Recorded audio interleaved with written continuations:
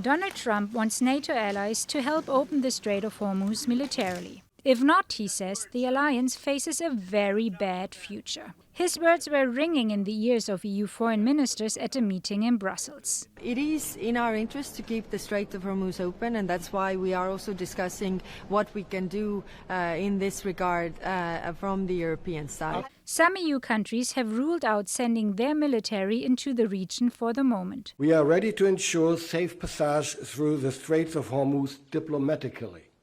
However, there will be no military participation.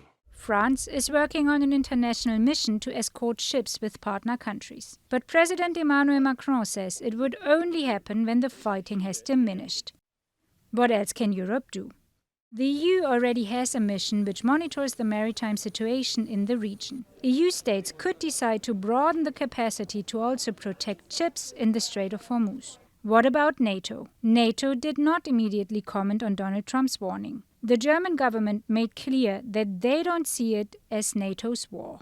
And the US's traditional ally in Europe, the UK, says any action in the strait would not be NATO-led. We are working with others to come up with a credible plan for the Straits of Hormuz to ensure that we can reopen shipping and passage through the strait.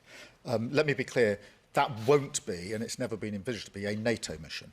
Will this provoke the next transatlantic crisis? It's too early to say.